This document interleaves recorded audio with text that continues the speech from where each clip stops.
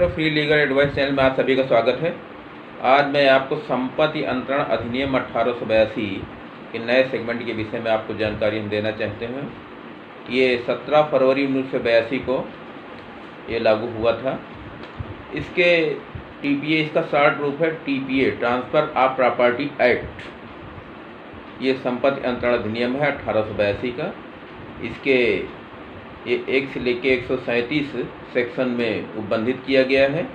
इसके संबंध में आपको जानकारी होना बहुत ही आवश्यक है। इस जानकारी से आपको कंप्लीट अपनी कौन सी संपत्ति अंतरण की जाती है, कौन सी संपत्ति अंतरण नहीं की जाएगी है, संपत्ति क्या क्या उपबंध है, संपत्ति कौन कौन से उपयोगी है, इसके संबंध में आपको जानकारी होना बहुत इम्पॉर्टेंट है। मित्रों, इसके संबंध में आपको मैं त्वरित जानकारी देना चाहता हूँ। सेक्शन 1 से लेकर के सेक्शन 4, 5 तक संपत्ति के संबंध में परिभाषित किया गया है। इसकी परिभाषा का आवंटन किया गया। कोई भी संपत्ति भारत सरकार में लागू होगी, जम्मू कश्मीर को छोड़कर, लेकिन अब पुनः जम्मू कश्मीर में भी ये व्यवस्था लागू हो गई है। तो ये इसमें परिभाषित किया गया है 1 से लेकर 6 तक धारा के अंतर्गत। इसको कौन कौन सी संपत्ति ये बंधक होगी, ऋणमुक्त होगी और कैसे संपत्ति रजिस्ट्री की जाएगी, चल अचल संपत्ति, मकान, दुकान, अन्य संपत्ति जो भी है ऋण से मुक्त होगी। इस संबंध में पैरा के संबंध में आपको जानकारी दी गई है। 1 से लेकर के 5 उपबंध के अंतर्गत, 5 धारा के अंतर्गत ये इसका वर्णन किया गया है। और इसके बाद सेक्शन 54 धारा के अंतर्गत रजिस्ट्रीकरण इसका एक्ट है। ये एक्ट है 54 से लेकर पैरा 2, 3, धारा 59, 107, 123 भारतीय रजिस्ट्रीकरण अधिनियम, ये 1908 का है। भारतीय रजिस्ट्रीकरण अधिनियम, इसके संबंध में अगले सेगमेंट में आपको हम मित्रों जानकारी देंगे। आज सिर्फ आपको हम दे रहे हैं मित्रों संपत्ति अंतरण अधिनियम 1882 टीपीए एक्ट के अंतर्गत जो प्रावधानिक सेक्शन है, जो व्यवस्थाएं दी हैं, इसके संबंध में आपको हम जानकारी देना चाहते हैं। मित्रों, संपत्ति, कोई भी संपत्ति किसी भी प्रकार से संपत्ति हो सकती है, उसको कैसे अंतरण की जाएगी, कौन कौन संपत्ति आपको किस तरीके से आपको हस्तांतरित करना है, इन सेक्शनों में जो बंधित किया गया, इन सेक्शनों को मैं आपको संक्षिप्त विवरण देता हूँ, आगे परिभाषित करके आपको मैं बताऊँगा। धारा 6 में यह वर्णन किया गया क्या अंतरित किया जा सकेगा। इस सेक्शन के अंतर्गत कौन कौन सी संपत्ति अंतरित की जाएगी।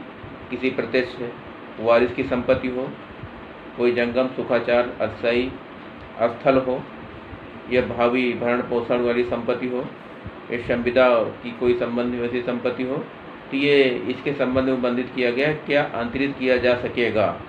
ये संपत्तियाँ जो है अंतरित की जा सकेगी। धारा 7 में अंतरण करने के सक्षम व्यक्ति, अंतरण करने वाला कौन सा सक्षम व्यक्ति होगा। हर व्यक्ति संपत्ति को अंतरण करने में सक्षम होगा। जो नाबालिग ना हो, नाबालिग की स्थिति में कोई व्यक्ति संपत्ति अंतरण नहीं कर सकता है। संपत्ति अंतरण करने में कंडीशन है कि वो व्यक्ति बालिग 18 साल का हो और उसके संपत्ति जो है वो उसी के नाम होनी चाहिए। जो भी संपत्ति अंतरण करेगा उसी के नाम हो, स्वामित्व उसका हो, तभी वो संपत्ति अंतरण कर पाएगा। धारा 8 में अंतरण का प्रभाव, अंतरण का प्रभाव जब तक भिन्न आशय से कौन कौन सी इसका प्रभाव पड़ेगा। विक्षिप्त व्यक्ति है, ऐसे संबंध में अंतरण का दुष्प्रभाव पड़ेगा। तो ये अलग अलग इसका वर्णन किया गया है। धारा 8 में अंतरण का क्या प्रभाव पड़ेगा। धारा 9 में है मौखिक अंतरण। अगर कोई भी प्रॉपर्टी आप मौखिक रूप से भी अंतरण कर सकते हैं।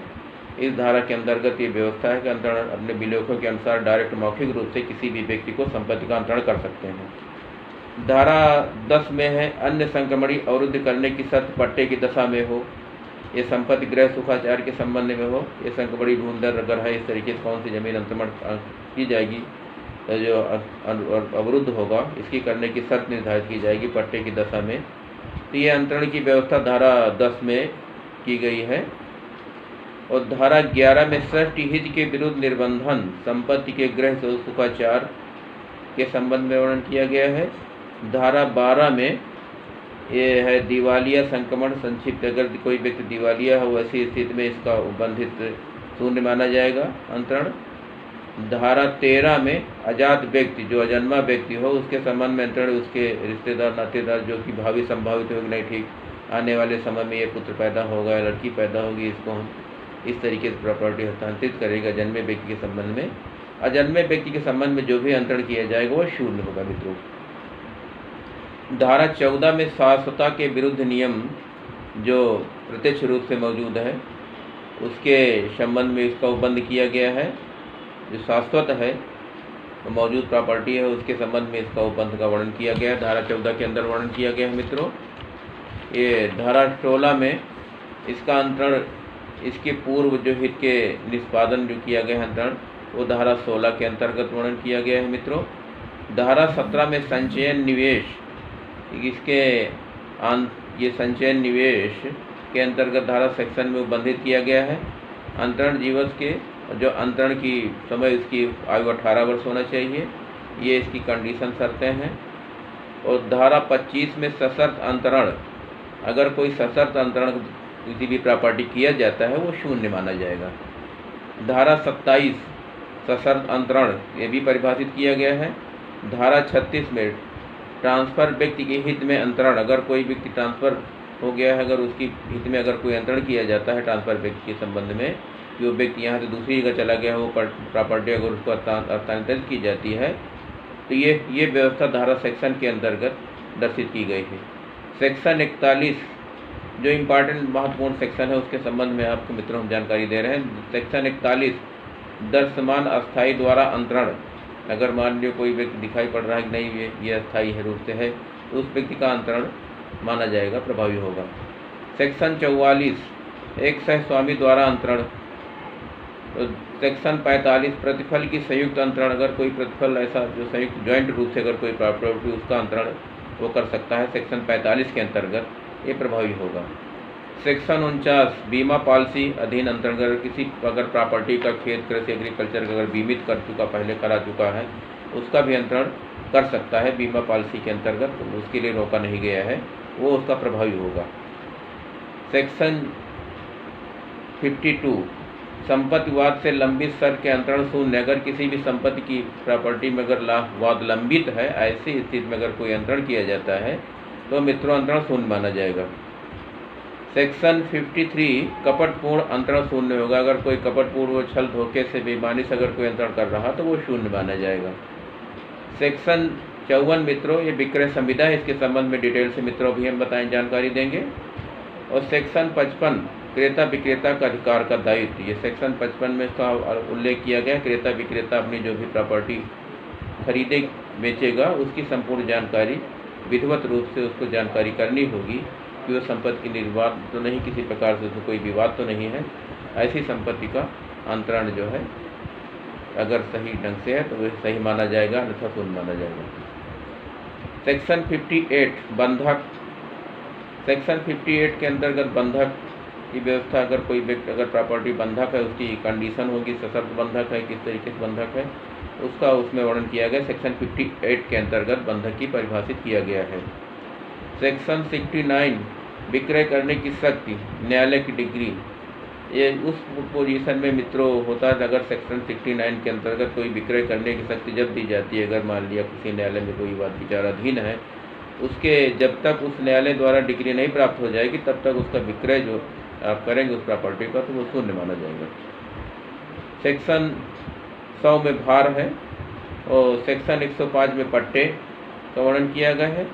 107 में पट्टे व्यक्ति द्वारा रजिस्ट्रीकृत अनुबंध किया गया है, अगर 107 के अंतर्गत जो भी व्यक्ति पट्टे की प्रॉपर्टी होगा उसका रजिस्ट्रीकृत करने का अगर कंप्लीट संक्रमण धुंधर हो जाती है तो रजिस्ट्रीकृत कर सकता है। 118 में विनिमय एक्सचेंज है, पक्षकारों के मध्य आपसी एक्सचेंज आदान प्रदान जमीन का हस्तांतरित किया जा सकता है। ये 118 धारा के अंतर्गत इसका विनिमय एक्सचेंज करने का वर्णन इसमें किया गया, धारा 118 के अंतर्गत परिभाषित किया गया है। आपसी मध्यकारों के अंतर्गत कोई किसी भी प्रॉपर्टी का अगर एक्सचेंज किया जाता है तो वो उसका कंप्लीट एक दूसरे की जानकारी करने के बाद ही, एक दूसरे की डिटेल्स के बावजूद, एक दूसरे के जब सेटिस्फाइड होंगे दोनों पक्षकार तभी इसका एक्सचेंज किया जा सकता है। 122 में दान, 122 में मित्रों दान की प्रॉपर्टी का हवाला किया गया है। और नेक्स्ट आगे सेक्शन जो कुछ सेक्शन बचते हैं उसमें कोई विशेष इम्पॉर्टेंट ऐसे तथ्य मौजूद नहीं है जो कि आपको बताए जा सके हैं। जो इम्पॉर्टेंट सेक्शन है प्रोवाइड है उनको मैं मित्रों आपके सामने प्रस्तुत कर रहा हूँ। अब मित्रों सेक्शन 54, अब एक मित्रों ये आप जानकारी कर लीजिए कौन सी प्रॉपर्टी जो है ये विकृत की जा सकती है, खरीदी जा सकती है। जैसे विकृत प्रॉपर्टी है ये कौन कौन से तरीक़ों द्वारा की जा सकती है। विक्रय की जा सकती है लीज पर, गिरवी के द्वारा, एक्सचेंज कर, गिफ्ट द्वारा मिला हुआ। इस प्रकार से 3-4 तरह से प्रॉपर्टी जो है आप हस्तांतरित कर सकते हैं अपने माध्यम से के द्वारा। अब मित्रों 54 जो विक्रय संविदा है, विक्रय संविदा के अंतर्गत अगर कोई भी प्रॉपर्टी का, मकान का लेते हैं या प्लाट का लेते हैं या एग्रीकल्चर लेते हैं, आदान प्रदान करते हैं, तो मित्रों ये कंडीशंस होगी। उस समय क्रेता विक्रेता को देखना होगा कि वो ज़मीन किसी प्रकार से कोई बंधक तो नहीं है, ये प्लाट कोई बंधक तो नहीं है, किसी ऋण उसमें तो नहीं ले रखा है, किसी सारे भार से मुक्त है। इस प्रकार से पक्ष विपक्ष दोनों की जानकारी, क्रेता विक्रेता को दोनों की जानकारी करना इम्पॉर्टेंट होता है। ऐसी स्थिति में अगर प्लाट अगर ले लेते हैं लोग या मकान ले लेते हैं तो वो विवादित हो जाएगा और उसका अंतरण जो है वो शून्य माना जाएगा। इसलिए आपको दोनों पक्षकारों को इम्पॉर्टेंट है कि दो क्रेता विक्रेता को जो भी प्लाट और मकान और एग्रीकल्चर ज़मीन अगर लेते हैं तो उसको कंप्लीट जानकारी करने के पश्चात में, अगर इस तरीके से अगर रजिस्ट्री आपके हो जाती है तो विवादित हो जाएगी। विवादित होने के पश्चात वो अंत में उसका प्रतिफल आपका शून्य हो जाएगा, तो आगे चल के विवादित बनी रहेगी। इस तरीके से मित्रों इसमें जो है 54 के अंतर्गत वर्णित किया गया है। मित्रों इसी के संबंध में जो आपको वर्णित किया गया 120 के अंतर्गत जो दान का वर्णन किया गया 122 सेक्शन के अंतर्गत 120 से 122 के कौन कौन सी प्रॉपर्टी दान की जाएगी, दान के क्या विलेख होंगे, क्या क्या उसके उल्लेख होंगे, क्या वर्णन होगा। तो दान वाली प्रॉपर्टी में मित्रों ये है अगर दान कोई गिफ्ट अगर देता है प्रॉपर्टी, इसी प्रकार से ऋण भाग मुक्त अगर दान प्रॉपर्टी आपको दे रहा है तो इसमें आपकी कंडीशंस होती है कि दान अगर प्रॉपर्टी आप ले रहे हैं उसके पिता द्वारा अगर दी जा रही है, उसके पुत्रों को दी जा रही है, उसकी बहन को दी जा रही है, रिश्तेदारों को दी जा रही है, तो वैसी स्थिति में मित्रों अगर 50,000 की वैल्यूएशन से अगर प्रॉपर्टी अधिक है तो उसमें आपको इनकम टैक्स मित्रों पेड करना पड़ेगा। अगर 50,000 से वैल्यूएशन तक है तो उसको आपको इनकम टैक्स पेड नहीं करना पड़ेगा। स्टाम्प ड्यूटी मित्रों आपको देना पड़ेगा, जो भी वर्तमान वैल्यूएशन उसकी होगी उसकी स्टाम्प ड्यूटी आपको पेड करना पड़ेगा दान की स्थिति में। यदि अगर हस्तांतरित प्लाट करना चाहते हैं, मकान हस्तांतरित करना चाहते हैं, इस ऐसी स्थिति में भी आपको स्टाम्प ड्यूटी पेड करनी होगी वर्तमान जो भी है। और हस्तांतरण की स्थिति में ये उसको इनकम टैक्स की आपको छूट मिल जाएगी। ये इनकम टैक्स का ये है, इनकम टैक्स की सेक्शन हम आपको डिफाइन कर रहे हैं। इसमें ये 54F और 54EC, 54F और 54EC के अंतर्गत इनकम टैक्स में आप छूट पा सकते हैं। ये धारा 126 के अंतर्गत रजिस्ट्री कॉन्ट्रैक्ट अगर कोई कराते हैं, ये धारा 126 के अंतर्गत इसको बंद किया गया है रजिस्ट्री का। तो ये अगर प्लाट की अदला बदली करते हैं ऐसी स्थिति में आपको 54F और 54EC के अंतर्गत इनकम टैक्स में कुछ छूट प्रदान कर सकते हैं। तो इस तरीके से मित्रों ये जो भी प्रॉपर्टी आप एक्सचेंज करेंगे या प्रॉपर्टी क्रय करेंगे या प्रॉपर्टी दान द्वारा आप ग्रहित करेंगे तो इसके संबंध में विशेष उपबंध इस प्रकार से इम्पॉर्टेंट है जो कि आपको क्रेता विक्रेता की जो भी जिम्मेदारी दोनों की बढ़ती है। अगर प्लाट लेते हैं या गृह लेते हैं या कृषि एग्रीकल्चर ज़मीन लेते हैं तो वो दोनों पक्षकारों की जिम्मेदारी बन जाती है कि सभी प्रकार से ऋण मुक्त हो, बंधक न हो और किसी प्रकार से लीज पट्टे पर न रखी हो, गिरवी न रखी हो। ये कंडीशंस है और उसके रिकॉर्ड की जानकारी करना आपको बहुत इम्पॉर्टेंट। वो ज़मीन किस तरीके से है, कैसे उसको हस्तांतरित हुई है और पूर्वजों की है कि वर्तमान क्रय द्वारा की गई है या पट्टे के द्वारा आई हुई है या डीड के द्वारा उसको प्राप्त हुई है। तो ये जानकारी क्रेता विक्रेता को दोनों को इम्पॉर्टेंट है, दोनों एक दूसरे को जानकारी दें। जानकारी देने के बाद कोई प्रॉपर्टी उससे गेन करें, प्रॉपर्टी प्राप्त करें, प्रॉपर्टी क्रय करें। इसी प्रकार से मित्रों दान के संबंध में जो आपको वर्णन किया, दान के संबंध में अगर कोई प्रॉपर्टी मिलती है तो उसमें 50,000 तक इनकम टैक्स की छूट है उसके ऊपर अगर लेते हो तो इनकम टैक्स आपको पेड करना पड़ेगा अगर दान द्वारा प्राप्त की। दान मित्रों के संबंध में तीसरे व्यक्ति को भी दान किया जा सकता है।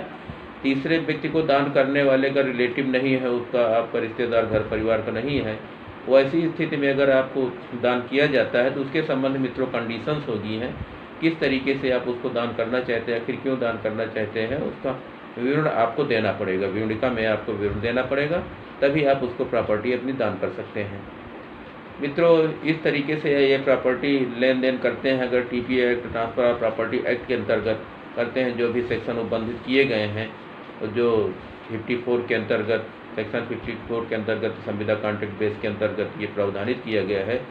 और न्यायालय के द्वारा अगर मान लें किसी प्रकार से कोई प्रॉपर्टी अगर विवादित है या दौरान मुकदमा विचाराधीन है तो उसके संबंध में आपका प्रतिफल शून्य हो जाएगा, वो प्रॉपर्टी जो है आपको मुश्किल से प्राप्त हो पाएगी और उसमें स्वाधिकार आपको प्राप्त होना मुश्किल होगा।